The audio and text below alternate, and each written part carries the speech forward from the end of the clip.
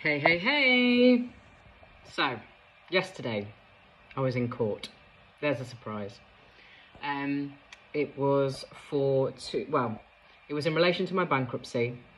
This was the long-awaited 2-day annulment hearing, and where I had already engaged and done my witness statement and done my bundle and all that sort of stuff. And then, a few days ago, I decided to change tack. Somebody's trying to call me. Because I'd had some interesting conversations over the last couple of weeks, taken some inspiration from two people in particular. One, the amazing Yvonne Watson. Shut up, whoever's messaging. Let me put that on mute. The amazing Yvonne Watson, who I've called the Light of the North, who basically was recognised as a living woman in Newcastle County Court and even had a hug from the judge.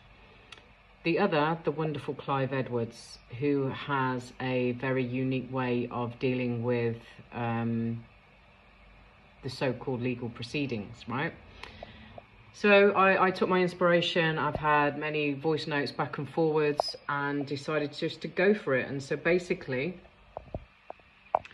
even though I've been fighting for a year to get my bankruptcy annulled, what I did yesterday was I went in, I had a notice of status clarification, which had already been forwarded to the judge, along with evidence of the legal fiction, and my notice of status clarification that's been CC'd, if you like, into many official people, like the likes of Two-Tier Twat and Sausage Fingers and the Attorney General and people like that, right?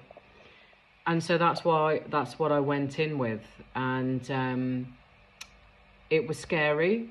I didn't know how he was going to respond. What I will say, if he ever watches this, I found Judge Rowan to be incredibly fair the last time I was in front of him, which was February.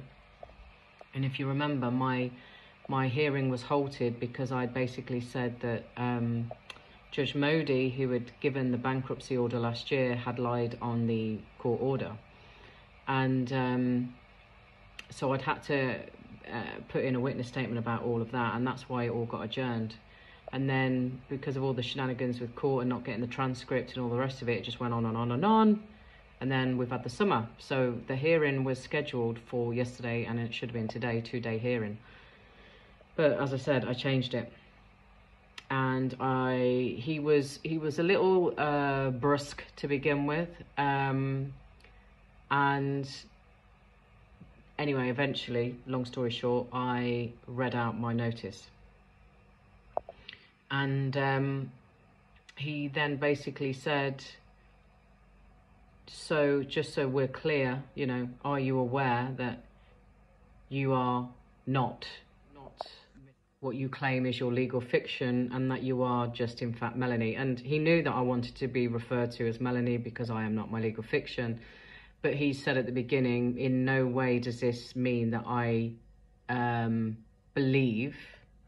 I'm just respecting your right to be referred to as Melanie. And so, yeah. So I did all of that. And then I basically said, yes, I understand what I'm doing. And if I am not party to the proceedings anymore, as I do not identify as my legal fiction, then I will stay in the gallery to watch proceedings unfold. To which that is what happened. And he basically, you know, did the theatre with the barrister, and she said, well, you know, if the legal fiction is not here, then I call a motion to strike out the annulment application. So that's what they did on the legal side of things. So the bankruptcy sits as it was. And I've basically, you know, some people might go, why the hell have you done that? You've just thrown in the towel at the last minute. But that's not what I did. I'm standing up because we know the legal fiction and the legal system is a load of fucking bollocks. We know it's fraudulent from the bottom to the top. I'm sure there are some good people, but they all know it. You know, that judge did not say, have you lost the plot, Mel? You know, are you like, do you need a psychiatric assessment? What is all this? You're talking about legal fiction? I've never heard of this. Barrister never said that either. They all just went, okay, yep. And then he delivered his order that the barrister gets to write up.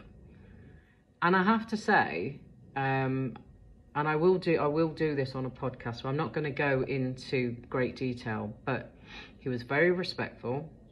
He sounded very sincere, and he basically said that he believed me to be very genuine and authentic in my beliefs and what I shared today, which was obviously yesterday. So, people, I now obviously have no idea what's going to happen next. There is still an outstanding issue because the bankruptcy should have automatically discharged on the 14th of August. The other side had put in an application to suspend that. Broke all the fucking rules, didn't serve me with any of the paper. I had no idea they were doing it. And so when we went into court last week to address that, it got adjourned because the other side turned up totally unprepared, which was really fucking annoying because it was just more proof that they weren't following due process. But the judge wasn't having it.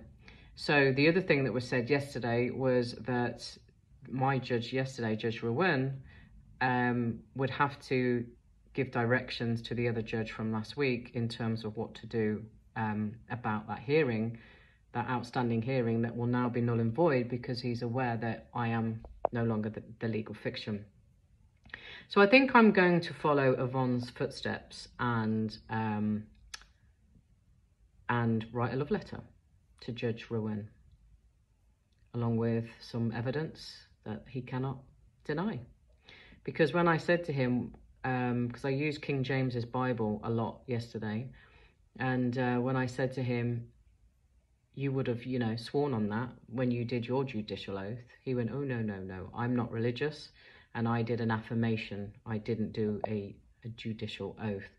So I was like, all right. So anyway, that's what happened yesterday.